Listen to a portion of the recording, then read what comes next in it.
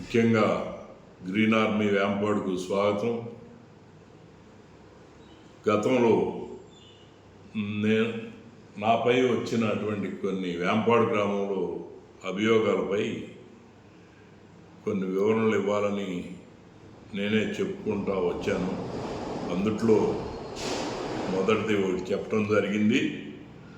ఇప్పుడు రెండోది ఏంటంటే పొట్లూరు సత్యనారాయణ భూ కబ్జా అని ఒక గాయత్రి అనే ఆమెతో కలిసి పద్మజారాణి ఒక పాట కింద పాడి వీడియోల్లో కూడా మాట్లాడి మరి అనేక రకాల ఆరోపణలు చేసింది. మరి దానికి ఆధారాలతో సహా భూ కబ్జా నేను చేశాను, నా ద్వారా కొన్నాళ్ళ భూముల్ని మరి ఆవిడ దేవస్థాన ఆలయ అధికారులను అడ్డం పెట్టుకుని, వెనకమాల ఒక మాజీ సర్పంచ్ని అడ్డం పెట్టుకుని, ఒకళ్ళిద్దరు మాజీ సర్పంచుల్ని వెనకమాల పొలుగుబడి ఉపయోగిస్తా నన్ను అపఖ్యాతి పాలు చేయడానికి వాళ్ళు చేశారు. ఇది చూసి నాకు పర్సనల్గా రాజకీయ వ్యతిరేకులు నిజము తెలిసి కూడా వీడికి ఇలాగే జరగాలని చెప్పి మంచి ఆనందం పొందారు. సరే, అది కూడా అందరికీ తెలిసిందే. అయితే దీనిపై నేను ఈరోజు వివరణ ఇస్తున్నాను. ఇది చూశాక కూడా మరి పద్మజారాణి చెప్పింది, ఆ గాయత్రీదేవి అమ్మగారు చెప్పింది నిజమైతే ఆ గాయత్రి అమ్మగారిది తరువాత వస్తాం. ప్రస్తుతం ఇది 2006లో జరిగింది కాబట్టి ఈ యొక్క డీల్ ఎలా జరిగింది ఏంటి అనేటువంటిది మీ ముందు ఉంచుతున్నాను. నేను గతంలో చెప్పాను, జీవీఎస్ఆర్ చౌదరి ఈ గ్రామంలో పుట్టి పెరిగి వివాహం అయ్యాక మరి వ్యాపార కోసం హైదరాబాద్లో ఉండి 2006లో మరి నన్ను నమ్మి చాలా పెద్ద మొత్తం తెచ్చి ఇక్కడ పెట్టారని చెప్పి ఆయన్ని ఇక్కడ ఏం జరిగిందంటే ఈ పద్మజారాణి గారికి ఆ రోజున వాళ్ళ బావగారి కుటుంబానికి ఏదో ఒక వాళ్ళ కుటుంబ కారణాల వల్ల ఆంతర్యం ఉంది. దానివల్ల వాళ్ళకి వీళ్ళకి మాటలు లేవు.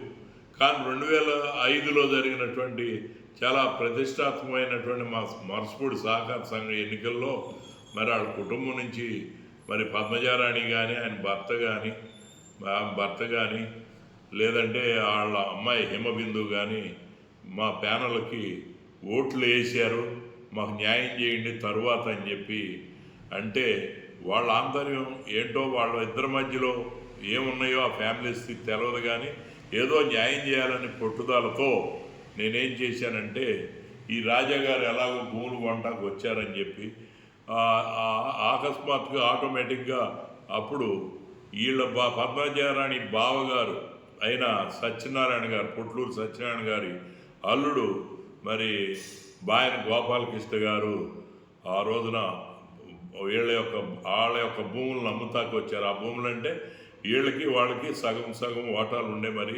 శ్రీనివాసరావు గారి కుమారులు సత్యనారాయణ పెద్ద ఆయన, రెండో ఆయన దేవేంద్రవర ప్రసాద్. వీళ్ళిద్దరు భూముల్లో ఈ తగాదాల మధ్యలో వాళ్ళు వేరైపోవటంలో మరి వాళ్ళు ఎక్కడికో వెళ్ళిపోయి మరి ఆ పిల్లల పెళ్ళిళ్ళు చేసి ముందు ఆ తర్వాత ఆ ఆస్తులన్నీ కూడా మరి ఆస్తులన్నీ ఏదో కొద్దిపాటి ఆస్తులు ఉంటాయి అమ్ముకుంటాకు వచ్చారు. అదే సమయంలో నేను ఈ అవకాశాన్ని ఉపయోగించి పద్మజారాణి కుటుంబానికి మరి న్యాయం చేయాలని మరి ఆ రోజున సంకల్పిస్తే నా మాటిని రాజాగారు నేను ఏది చెప్తే అదే చేశారు. జీవీఎస్ఆర్ చౌదరి ఏం చేశారంటే ఈ గోపాలకృష్ణ గారి దగ్గర, ఈ సత్యనారాయణ గారి అల్లుడి దగ్గర మరి వీళ్ళకి పొలం రిజిస్ట్రేషన్ చేయమంటే వాళ్ళకి మాటలు లేవు, చేయదు కదా అని చెప్పేసి రిజిస్టర్ ఛార్జీ పోయిందని చెప్పేసి ఈ జీవీఎస్ఆర్ చౌదరి గారితో ఆ పొట్లూరు సత్యనారాయణ గారు అంటే పద్మజారాణి బావగారు ఆ యొక్క ఆడపిల్లలు ఇద్దరు వ్యాంపాడ్ మీద 6 ఎకరముల భూమిని మరి 7వ తారీఖు 3వ నెల 2006లో రాయటం, రిజిస్ట్రేషన్ చేయించడం, కొంత మొత్తాన్ని వాళ్ళకి ఇవ్వటం జరిగింది. దాంతో వాళ్ళు అడిగిన మొత్తాన్ని వాళ్ళకి పే చేయడం జరిగింది. దాంతో మరి ఆ పద్మజారాణి గారి బావగారు ఆస్తులన్నీ కూడా రాజాగారి జీవీఎస్ఆర్ సోదరు గారికి మరి స్వాధీనమైంది.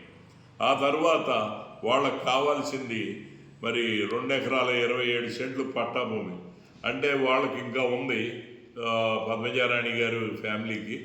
దానికి జత అయితే మొత్తం భూమి దాదాపుగా వాళ్ళది అవుతుంది కాబట్టి వాళ్ళకి చేసి పెడతానికి నేను ముందుకు వచ్చి మరి ఆ రాజా గారితో అదే నెల అంటే 2006 సంవత్సరం 3వ నెల 31వ తేదీన మరి ఆ జీవీఎస్ఆర్ చౌదరి గారిని మరి నేనేం చెప్తే అది వినటం వల్ల ఈ పట్టా భూమిని మరి హిమబిందు గారికి ఎకరం, మరి